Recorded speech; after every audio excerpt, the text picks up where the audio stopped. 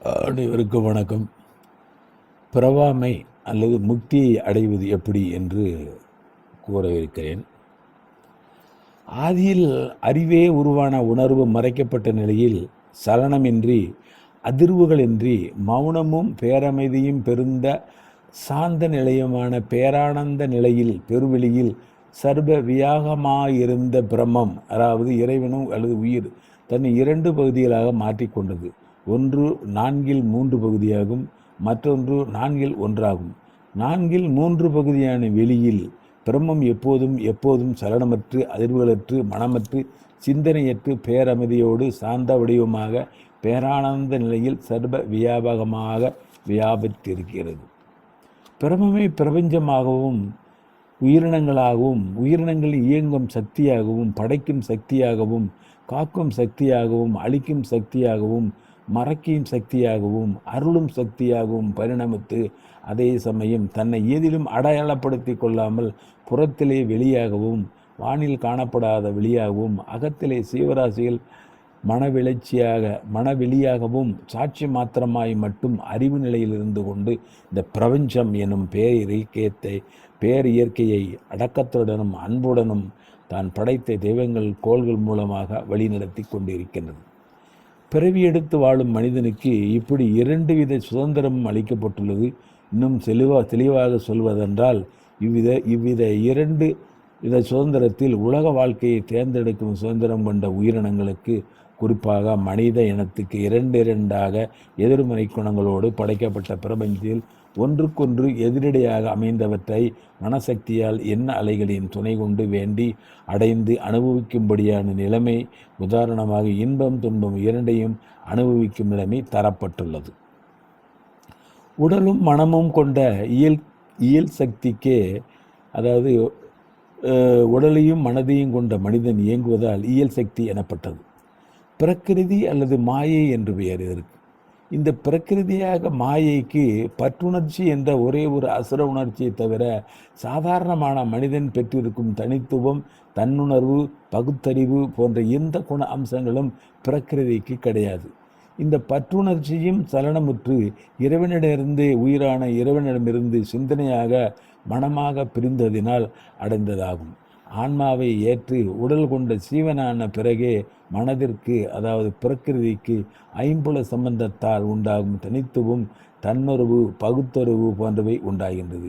இன்னும் விளக்கமாக சொல்வதென்றால் தெய்வத்தன்மைகளான சத்தியம், ஞானம், அறிவு, ஆனந்தம், பேரின்பம், தனித்துவம், அகப்பிரஞ்சை, நான் பிரம்மம் என்ற உணர்வு மனித இனத்தின் மனத்தில் முறையே உண்மை, பகுத்தறிவு, சிற்றின்பம், தனித்துவம், தன்னுணர்வு என்று பிரதிபலிக்கின்றன என்று அறிய வேண்டும்.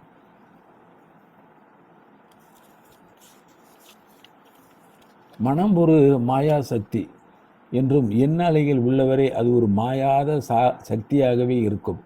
இந்த மனம் என்னும் மாயை இல்லாவிடில் அந்த இறைவனுக்கும் இங்கு வேலை இல்லாமல் போய்விடும். இறைவன் மகிமை மிக்கதாய் தோற்றமளிப்பதே இந்த மாயா சக்தியின் லீலைகள்தான் என்பதை புரிந்து கொள்ள வேண்டும். மாயையும் இறைவனையும் சேர்ந்தே பெற்றுள்ள நாம் ஒன்றை புறந்தள்ளி, அதாவது மனதையோ அல்லது உயிரையோ புறந்தள்ளி இன்னொன்றை அடையவே முடியாது. எனவே உலகம், உயிர், மனம், உடல் உள்ளவரை நாம் மாயா சக்திக்கு உட்பட்டே வாழ்க்கை வாழ்கிறவர்களாகும். இதில் எந்தவித சந்தேகமும் இல்லை.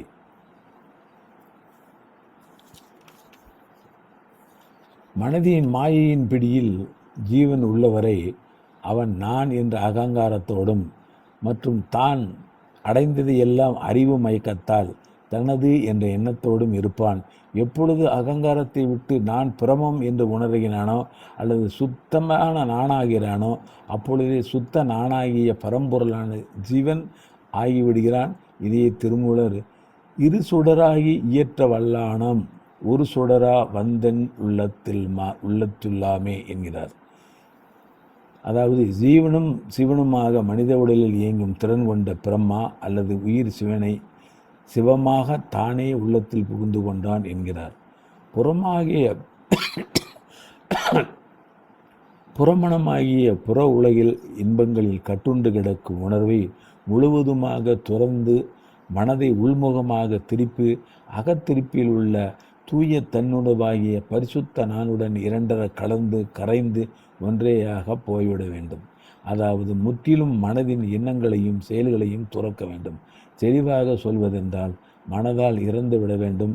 மனதால் சாகாத வரை நம்முடைய எண்ண அலைகள் நம்மை சும்மா விடாது. எனவே மனதளவில் செத்துவிட வேண்டும். இப்படி மனதளவில் செத்தவன் இறந்த காலத்தையும் எதிர்காலத்தையும் துறந்து நிகழ்காலத்திலேயே தன்னை இருத்தி கொள்வான். இப்படி புற உலகத்தில் நாடத்திலிருந்து சுத்தமாக மீண்டும் மீண்டும் அகத்தில் உரைகின்ற எண்ணங்களற்ற சலனமற்ற தன்னுரிமையிலே கரைந்து போவதே முக்திக்கு இட்டு செல்லும் சமாதி நிலை எனப்படும். எல்லா இன்ப துன்பங்களுக்கும் காரணம் மனமே என்று வேறொன்றுமில்லை. இந்த மனம் ஐம்புலன்களின் மூலமாக இன்பமும் துன்பமும் ஜீவனுக்கு பெற்றுத் தருகின்றன. இதற்கு ஒரு முடிவு வேண்டுமாயின் மனத்தின் எண்ணங்களை குறைக்க அல்லது சுருக்க வேண்டும். அப்படி சுருக்கி கொண்டே போவோமானால் முடிவில் எண்ணங்களற்ற சுத்தமான மனதை பெற இயலும்.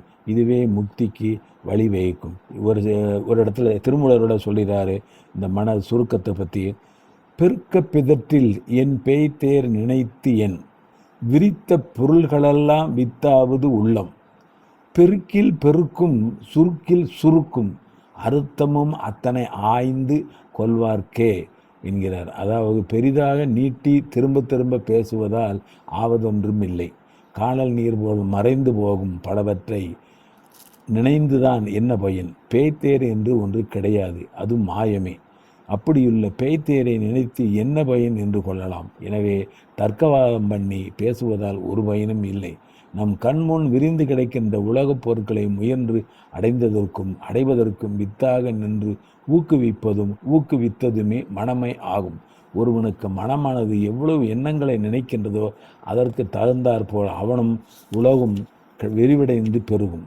எண்ணங்களை சுருக்க உலகமும் சுருங்கி கொண்டே போகும். அதாவது எண்ணங்களின் சுருக்கி கொண்டே போனால் உலகமும் சுருங்கி தனக்கும் இல்லாமல் போகும்.